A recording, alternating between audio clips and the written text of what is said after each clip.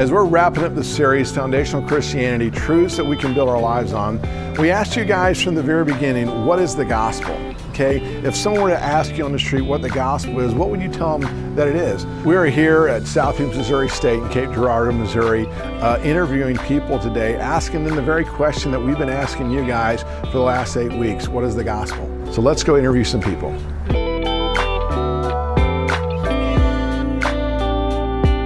Hey guys, here we are at the campus of Southeast Missouri State, and this is my friend Jay we just met. This is Camille, Leilani, and Katie. This is Brady, Caroline, and Michaela. Hey everybody, this is Colin. If someone were to walk up on the street to you, like I just did, and ask you, what is the gospel? What would you say? The gospel for me means like the word of God. I would say it's the word of God. The history, or I guess like the story behind like Jesus and like, I guess like how to teach it, or like the teachings of God maybe.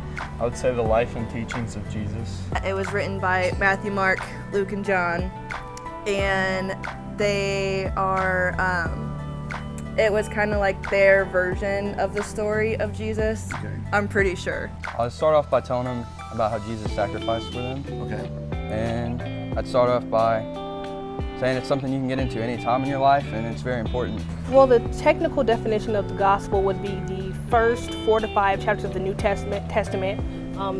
That's the more, I went to Catholic middle school and high school, so that would be the technical definition. But to me, the gospel is the Bible. It is the Bible that has been ordained by God.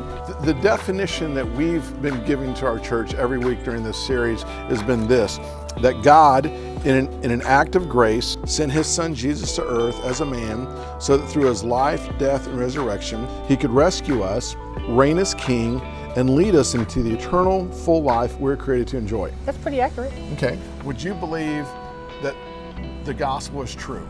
Yes, I do. Absolutely. I'd say it's true. Okay. What about you? I agree. Okay. I would say it's true. Now, has anyone ever shared this with you guys before?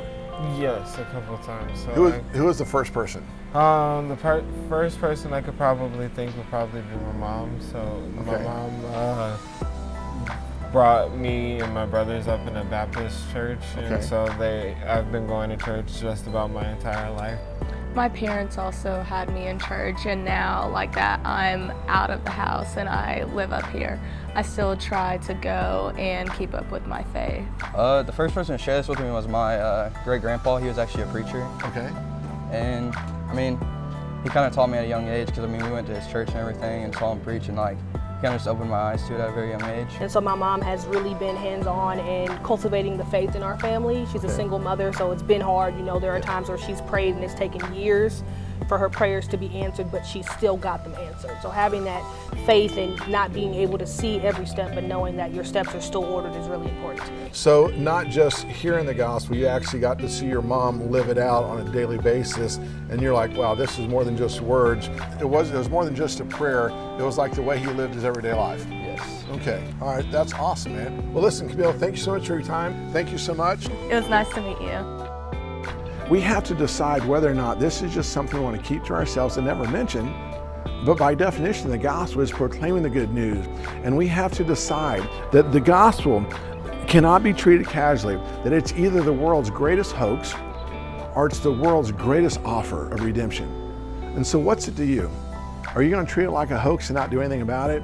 Or are you going to understand that this is God's redemption plan for you to live your everyday life out right now and to share it with others so they too could have a relationship with Jesus Christ?